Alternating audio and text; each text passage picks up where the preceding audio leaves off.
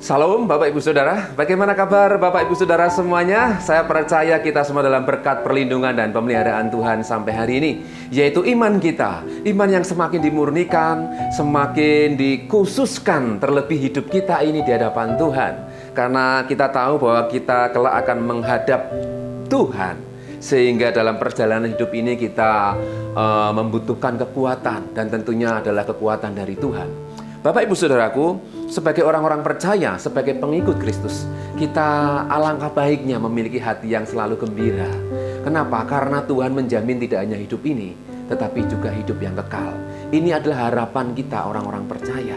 Sehingga betapa senangnya, betapa gembiranya ketika kita mengenal Yesus, mengenal pribadi Tuhan dalam perjalanan hidup kita, Bapak Ibu Saudara. Ya, ibarat minggu lalu saya sampaikan, ketika kita memasuki lautan, ya kita menjumpai sesuatu yang baru, betapa kita senang.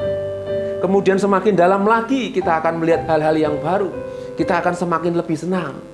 Demikian juga ketika kita belajar untuk semakin mengenal Tuhan, betapa senangnya hidup kita, karena kita akan berjumpa muka dengan muka. Itu janji Tuhan, dan itu harapan kita, berjumpa dengan Tuhan. Amin, Bapak Ibu Saudaraku. Ini yang harus kita yakini sebagai orang-orang yang percaya kepada Yesus, karena Dia adalah memang Tuhan. Dan kita tidak perlu ragu lagi, Bapak Ibu Saudara, untuk meyakini iman kita ini. Sebab iman itu diuji, iman itu dimurnikan, iman itu semakin nyata. Seperti Bapak Abraham diakui oleh dunia bahwa dia adalah orang yang beriman, bapak orang yang beriman. Dan imannya diuji sedemikian rupa sampai beliaunya menghadap kepada Tuhan. Dan saya percaya dia adalah orang yang dipakai dan dipilih oleh Tuhan untuk memperoleh janji Tuhan sendiri. Dan kita adalah keturunan-keturunan Abraham secara iman, Bapak Ibu Saudara. Jadi sekali lagi saya mau sampaikan, sebagai pengikut Kristus kita harus gembira. Sebagai pengikut Kristus kita harus senantiasa bersuka cita dan senang, karena hidup ini sudah anugerah. Hidup ini adalah pemberian Tuhan, maka kita menikmatinya bersama dengan Tuhan.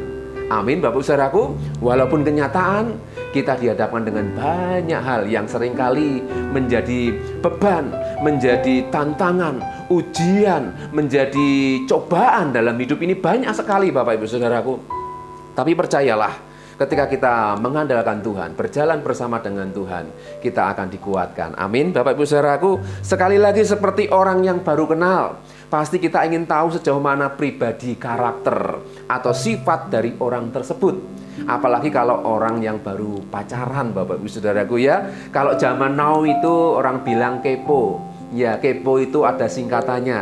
Ya, knowing everything particular object. Ingin mengetahui segala sesuatunya, ingin mengetahui lebih dalam, ya kalau bisa lebih detail. Bapak Ibu Saudaraku, hal ini harus kita miliki, yaitu ketika kita ingin mengenal pribadi Tuhan, kita harus lebih dalam lagi, lebih mendetail, semakin dekat. Ya, walaupun kita memang belum berjumpa dengan Yesus, tetapi hari ini kita mau belajar bagaimana firman Tuhan memberikan kita pengajaran yang luar biasa. Bagaimana kita bisa mengenal pribadi Tuhan. Ya, sekali lagi, pengenalan akan Tuhan adalah hidup yang kekal di dalam Yesus Kristus. Di dalam Yohanes pasal 17 ayat yang ketiga, itu ayat favorit saya, Bapak Saudaraku. Inilah hidup yang kekal itu, yaitu barang siapa yang mengenal satu-satunya pribadi Allah, Elohim, yang benar di dalam Yesus Kristus, Yeshua HaMasiah. Ya, Bapak Ibu Saudaraku, luar biasa. Hari ini kita akan belajar sekali lagi. Ya, rasa ingin tahu manusia semakin hari semakin tinggi. Karena memang sejak dari lahir pun, dari kecil pun, ya kita tahu bayi atau anak kecil selalu bertanya, apa ini, apa itu. Selalu ingin bertanya-tanya. Jadi rasa ingin tahu itu besar dalam diri manusia. Dan biasanya disertai dengan rasa ingin mencoba. Jadi sudah tahu, ingin mencoba. Itulah manusia, Bapak Ibu Saudaraku. Saya jadi teringat ketika kisah si Hawa, ketika dia dihadapkan dengan buah pengetahuan yang baik dan yang jahat. Si iblis membujuk Hawa untuk makan buah yang dilarang itu, Bapak Ibu Saudara. Karena si iblis berkata, kalau engkau makan buah ini, kamu akan menjadi sama seperti Allah. Akhirnya rasa ingin tahu itu timbul dalam hati Hawa, dan akhirnya si Hawa makan. Dan ini Bapak Ibu Saudaraku, jujur banyak manusia yang jatuh dan gagal dalam hal ini. Sehingga rasa ingin tahu dan ingin mencoba, dan manusia akhirnya gagal. Sehingga ketika menghadapi hari-hari ini, banyak orang-orang percaya yang juga mengalami kegagalan. Jangan dipikir sebagai pengikut Kristus selalu jalannya mulus. Pasti mengalami ada yang namanya kejatuhan. Tetapi kita percaya Tuhan tidak pernah meninggalkan kita. Firman Tuhan menjadi jaminan kita. Ketika kita jatuh pun Tuhan tidak akan membiarkan kita tergeletak. Tuhan masih memberikan kesempatan. Kapan kesempatan itu? Hari ini. Hari ini adalah kesempatan kita untuk bangkit bersama dengan Tuhan. Amin, Bapak Ibu Saudaraku. Hari-hari akan cepat berlalu dan segala sesuatunya bisa berubah sedemikian rupa, sedemikian cepatnya. Hati manusia bisa berbalik. Dari yang jahat menjadi yang baik, dari yang baik bisa menjadi jahat. Oleh sebab itu, semakin dekat dengan Tuhan, selalu mendekat dengan Tuhan, inilah kunci untuk kita menjadi orang-orang yang berhasil dalam Tuhan. Dan hari ini kita akan belajar di dalam surat 1 Petrus, Bapak Ibu Saudara. Ya, penulisnya adalah Simon Petrus, Rasul Yesus Kristus. Seperti pernyataan di awal, Bapak Ibu Saudaraku, bahwa ketika kita mengenal Tuhan, itu adalah sebuah perjalanan hidup. Dan surat-surat ini ditujukan oleh orang-orang Kristen yang tersebar di seluruh bagian utara Asia Kecil. Ya, surat 1 Petrus ini. Kemudian maksud utama dari surat ini ialah untuk menguatkan iman para pembacanya yang sedang mengalami tekanan dan penganiayaan karena percaya kepada Kristus. Jika hari ini kita tidak mengalami tekanan, apakah itu benar? Jika hari ini kita tidak mengalami penganiayaan, mungkin kita tidak dianiaya, tetapi secara manusia batin kita mungkin bisa teraniaya, Bapak Ibu Saudara, oleh tekanan keadaan zaman ini, oleh masalah pergumulan hidup ini, oleh cobaan, ujian. Ya, sebagai pengikut Kristus kita tidak bisa menghindar dari apa yang namanya penderitaan. Karena penderitaan yang Tuhan izinkan itu untuk memurnikan iman kita. Jangan lupa ini Bapak Ibu Saudara. Iman diuji dengan api dan banyak lagi. Dan kita perlu namanya semakin melekat dengan Tuhan, bergantung kepada Tuhan, gandul Gusti. Jadi tema dalam 1 Petrus ini yaitu melalui pendamaian Yesus Kristus, kita sebagai pengikut Kristus, yaitu para murid juru selamat, dapat dengan setia menanggung dan menanggapi penderitaan dan penganiayaan.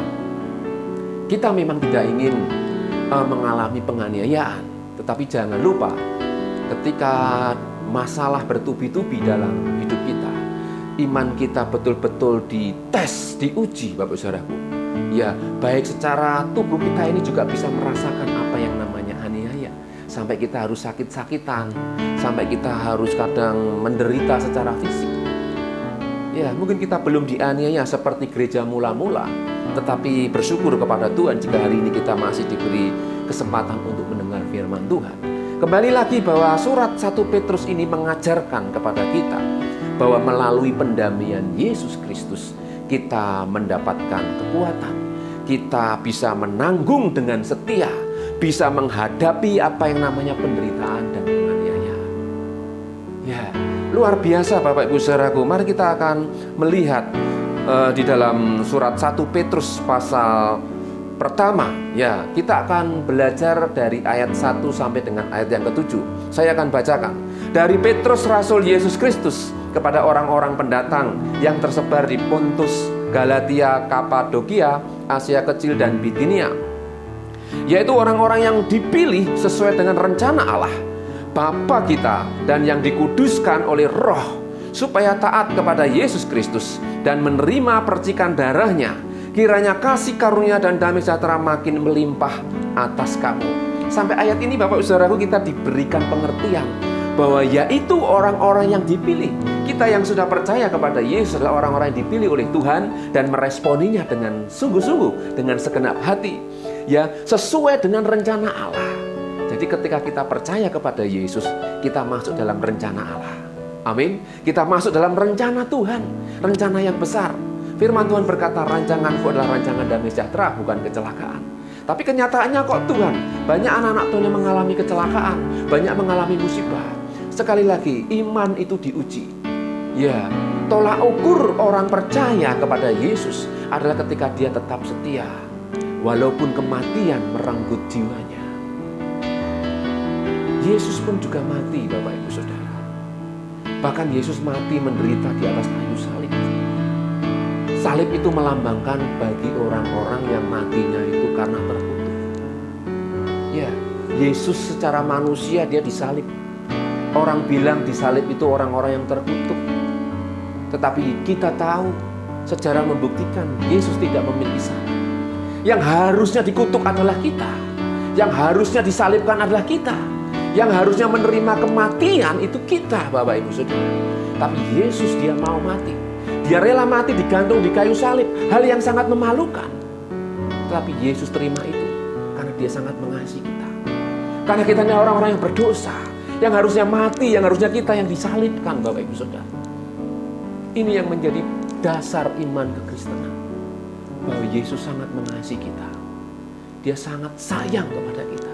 Sehingga dia rela mati buat kita. Penderitaan kita belum apa-apa, Bapak Ibu Saudara. Jadi ketika kita mengalami saat ini penderitaan, kesusahan apapun, tekanan dalam hidup saat apapun, Bapak Ibu Saudara. Ya, banyak orang-orang datang dan menelepon, ya tidak banyak Bapak Ibu Saudara, tapi ada beberapa orang datang dan nelpon minta didoakan karena mengalami tekanan yang berat, hidup yang tidak kuat, apalagi usianya sudah sangat tua. Bapak Ibu Saudaraku, kita harus semakin percaya bahwa Tuhan itu menyertai kita. Amin. Kita harus bergembira karena kekuatan dari Tuhan, sukacita dari Tuhan adalah kekuatan kita. Karena kita memiliki pengharapan dan karena kita adalah orang yang dipilih. Sekali lagi, yaitu orang-orang yang dipilih kita sesuai dengan rencana Allah, Bapa kita. Ya, yang dikuduskan. Jangan lupa Bapak Saudaraku, dikatakan ayat yang kedua, yang dikuduskan oleh Roh. Jadi Roh Allah yang ada dalam hidup kita itu terus menguatkan, menghibur, mengajar, menegur, bahkan memberikan kekuatan dan penghiburan. Itu karya Tuhan. Roh Kudus menguduskan hidup kita. Amin Bapak Ibu Saudaraku. Supaya kita sabar, supaya kita rendah hati, tidak sombong, tidak angkuh. Itu proses Bapak Ibu Saudaraku. Ya, supaya taat kepada Yesus Kristus. Ayat ini jelas, supaya taat kepada Yesus Kristus. Kita mau taat sama siapa lagi kalau bukan dengan Yesus Kristus? Karena kita pengikut Kristus. Secara daging ini pasti kita akan mengalami suatu peperangan. Ya, kadang kita sakit, ya tapi Tuhan tidak membiarkan. Kadang kita ini lemah, orang bilang luntruk, nggak ada harapan, seolah-olah tidak ada kekuatan. Tetapi hari ini firman Tuhan memberikan kekuatan. Hari ini Tuhan memberikan kita sukacita. Betapa senangnya, bahagianya, gembiranya ikut Yesus Bapak Ibu Saudara. Kita harus bergembira ikut Yesus. Amin. Ya, luar biasa karena Yesus memberikan kita kekuatan. Ya, tidak hanya sekedar mengajar kita untuk supaya taat, tapi kita harus mengalaminya. Sehingga kita tidak hanya mendengar firman, tapi kita menjadi pelaku firman Tuhan. Sehingga Paulus berkata, aku tahu apa yang namanya penderitaan, kesusahan, apa yang namanya sesuatu tekanan dalam hidup. Paulus mengalami. Tetapi sukacita di dalam Yesus tidak bisa dibandingkan dengan apapun. Ya, kematian bukan hal yang menakutkan. Bagi Paulus dia tetap berjalan. Karena dia tahu siapa yang akan dia tuju. Siapa yang dia percayai. Ini iman yang luar biasa Bapak Ibu Saudaraku. Mari kita akan semakin percaya. Ya, dan dikatakan menerima percikan darahnya. Ini adalah satu tanda. Darah itu adalah satu tanda. Yesus, dia disalibkan. Dia mengeluarkan darah. Itu bukti. Tidak hanya ecek-ecek atau sekedar omongan. Tapi betul-betul dia menunjukkan bukti. Darah yang dipercikan. Darah yang ditumpahkan. Darah yang diteteskan. Itu bukti daripada Tuhan mengasihi kita. Amin. Pergumulan kita mungkin belum sampai meneteskan darah. Ya, ikut Yesus selama kita percaya Yesus, kita mungkin belum sampai meneteskan darah. Itu belum seberapa, Bapak Ibu Saudara. Tapi Yesus dikatakan menerima percikan darahnya, yaitu mereka yang menerima Yesus, mereka juga akan mengalami apa yang namanya penderitaan yang Tuhan izinkan. Supaya apa, saudaraku? Supaya menjadi bukti bahwa kita betul-betul orang yang percaya kepada Tuhan. Amin. Ya, bersyukur jika hari ini Tuhan masih memberikan kita kesehatan. Tuhan masih memberikan kita kekuatan. Sehingga kata selanjutnya, kiranya kasih karunia dan damai sejahtera makin melimpah atas kamu. Kasih karunia damai sejahtera semakin melimpah ketika kita menghadapi kenyataan yang pahit, kenyataan yang tidak mengenakan. Ya, siapa di sini yang tidak pernah mengalami masa-masa yang sukar? Kita semua pernah mengalami masa-masa yang sukar. Cuman mungkin ukurannya berbeda. Hanya Tuhan yang tahu dan yang bisa mengukur, Bapak Ibu Saudaraku. Ya, tetapi berbahagialah jika kita masih di dalam Tuhan sampai hari ini. Karena kitalah orang-orang mendapatkan jaminan keselamatan. Amin, Bapak Ibu Saudaraku. Ayat yang ketiga, terpujilah Allah dan Bapa Tuhan kita Yesus Kristus, yang karena rahmat-Nya yang besar telah melahirkan kita kembali oleh kebangkitan Yesus Kristus dari antara orang mati. Sukacita, terpujilah ya Allah dan Bapa Tuhan kita Yesus Kristus, karena rahmat anugerah yang besar telah melahirkan kita kembali. Ya, oleh kebangkitan Yesus Kristus dari antara orang mati. Jadi kebangkitan Yesus, ya, membuktikan Yesus hidup adalah kekuatan kita. Jaminan kita kepada suatu hidup yang penuh pengharapan. Sekali lagi, kepada suatu hidup yang penuh pengharapan. Kematian Yesus memberikan pengharapan kepada kita. Karena Dia bangkit. Amin. Iya, oleh sebab itu kita juga harus bangkit, Bapak Ibu Saudaraku. Ya, tidak ada seorang tokoh manusia di dunia ini, saya ulangi, yang berani dan memberikan jaminan surga hidup kekal kecuali Yesus Kristus. Ini adalah dasar untuk kita memiliki pengharapan. Pengharapan orang percaya ada. Siapa? Yesus Kristus yang mati dan bangkit. Tuhan kok mati? Dia menunjukkan bukti bahwa Dia adalah manusia. Ya, dan Dia adalah Tuhan ketika Dia hidup kembali. Dan hal ini tidak perlu diperdebatkan. Sekali lagi, Bapak Saudaraku, itu diterima oleh orang-orang yang mau percaya. Amin, Bapak Saudaraku. Ya, hidup orang-orang percaya adalah mereka yang memiliki pengharapan di dalam Yesus Kristus. Ayat yang keempat, untuk menerima suatu bagian yang kekal, yang tidak dapat binasa. Jelas ayat ini memberikan pengajaran kepada kita dalam surat Petrus ini, yaitu untuk menerima suatu bagian yang tidak dapat binasa. Ini berbicara tentang sesuatu yang kekal. Yesus mengajarkan selalu sesuatu yang kekal, nilainya abadi. Kerajaan Allah sendiri. Ya, kemudian dikatakan yang tidak dapat cemar, sesuatu yang kudus. Dikatakan ayat yang keempat, yang tidak dapat cemar dan yang tidak dapat layu, yang tersimpan di surga bagi kamu. Luar biasa, Bapak Saudaraku. Pengajaran dalam 1 Petrus ini memberikan kita semakin yakin, yang memberikan keyakinan untuk kita semakin lebih dalam mengenal Tuhan. Ya, seperti halnya nengat dan karat tidak dapat merusakkannya, pencuri tidak dapat mencurinya. Ini adalah harta yang sesungguhnya, yaitu pribadi Tuhan sendiri, kerajaan Tuhan sendiri, yang akan dinyatakan kepada mereka yang percaya. Luar biasa, Bapak Ibu Saudaraku. Ya, kemudian ayat yang kelima, yaitu kamu yang dipelihara dalam kekuatan Allah karena imanmu. Ayat ini semakin meneguhkan kita, yaitu kita yang dipelihara dalam kekuatan Allah. Saya ada sampai hari ini karena saya yakin Tuhan yang pelihara. Bapak Ibu Saudara ada itu karena Tuhan yang memberikan anugerah, keselamatan dan kehidupan, bahkan pemeliharaan sampai hari ini. Luar biasa. Sementara kamu menantikan keselamatan yang telah tersedia untuk dinyatakan pada zaman akhir, kita yang selalu menanti-nantikan kedatangan Tuhan. Ya, mungkin kita akan dipanggil Tuhan secara pribadi. Kita tidak tahu siapa yang akan meninggal dipanggil Tuhan, tapi itu bukan hal yang menakutkan. Tapi Tuhan juga berjanji bahwa di akhir zaman, pada suatu saatnya nanti Dia akan datang kedua kali. Dia akan menjemput kita semuanya. Amin. Mari kita belajar Ya, bahwa Tuhan itu memelihara kita, memelihara iman kita. Iman adalah dasar dari segala sesuatu yang kita harapkan dan bukti dari segala sesuatu yang belum kita lihat atau yang tidak kita lihat. Sehingga iman kita ini terus diuji sampai kita berjumpa dengan Tuhan.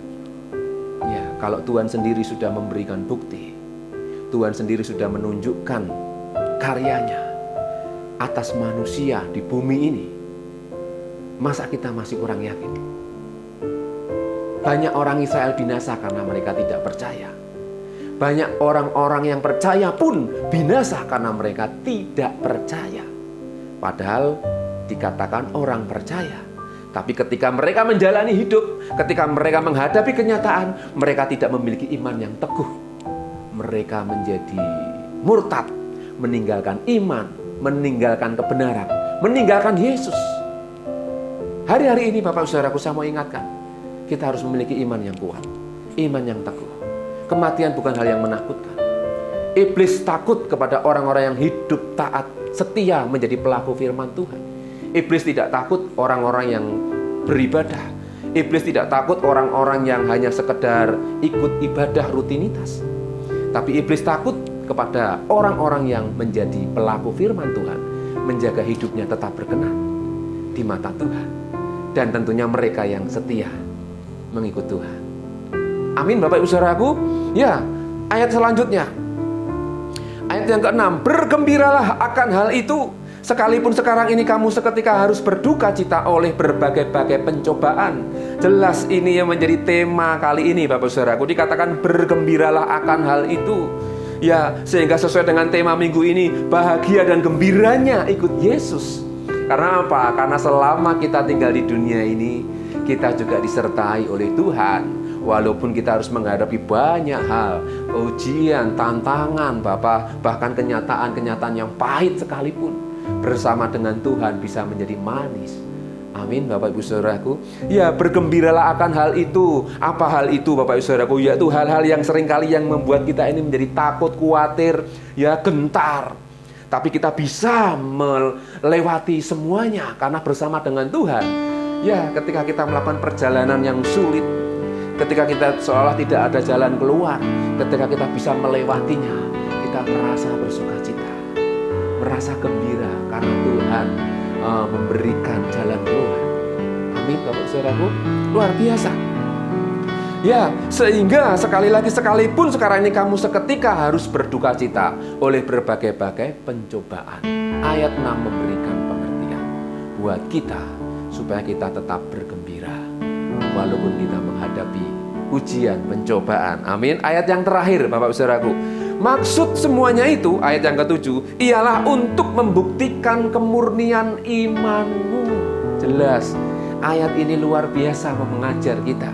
Maksud semuanya itu ialah untuk membuktikan kemurnian imanmu yang jauh lebih tinggi nilainya daripada emas yang fana, yang diuji kemurniannya dengan api, sehingga kamu memperoleh puji-pujian dan kemuliaan dan kehormatan pada hari Yesus Kristus menyatakan dirinya. Haleluya, amin Bapak Ibu Saudaraku. Ya, luar biasa. Kita harus berbahagia, harus tetap bersukacita ikut Yesus sampai hari ini, karena sukacita dari surga, sukacita yang Tuhan berikan itu sanggup mengalahkan segala-galanya. Amin. Dan teruslah bergembira ikut Yesus Bapak Ibu Saudaraku. Jangan putus asa, jangan kecewa. Manusia bisa mengecewakan, keadaan bisa mengecewakan Bapak Ibu Saudara. Orang bilang tahun-tahun yang akan datang tahun-tahun yang menyeramkan, tapi hari ini firman Tuhan meneguhkan kepada kita supaya kita memiliki pengharapan dalam Yesus. Apapun yang ada di depan kita, ketika kita berjalan bersama dengan Tuhan, kita bisa melewatinya. Kunci utama yaitu kita pasti akan berjumpa dengan Tuhan ketika kita mau rela memberikan hidup dan hati kita seperti Yesus. Dia sangat mengasihi kita, Dia memberikan hidupnya untuk kita. Mari kita semakin sungguh-sungguh mengenal Tuhan Bapak Ibu Saudara, karena hal ini Tuhan ajarkan kepada mereka supaya mereka sadar betul bahwa maksud semuanya itu ialah untuk membuktikan kemurnian imanmu yang jauh lebih tinggi nilainya daripada emas yang fana, yang diuji kemurniannya dengan api, sehingga kamu memperoleh puji-pujian dan kemuliaan dan kehormatan pada hari Yesus Kristus menyatakan dirinya. Amin. Bapak saudaraku, tetap bersuka cita. Dan saya akan tutup dengan satu ayat yang luar biasa dalam 2 Timotius 3 ayat 12. Memang setiap orang yang mau hidup beribadah di dalam Kristus Yesus akan menderita aniaya. Aniaya ini banyak hal, Bapak Ibu Saudara. Ya, mungkin kita tidak dianiaya seperti gereja mula-mula, tetapi iman kita terus diuji. Sedangkan orang jahat dan penipu akan bertambah jahat, mereka menyesatkan dan disesatkan. Mari kita berdoa supaya tidak banyak orang yang disesatkan, supaya tidak banyak orang yang semakin jahat.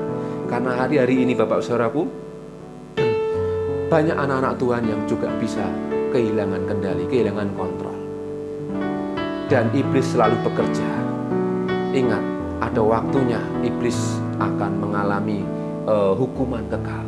Dan makanya dia bekerja secara luar biasa.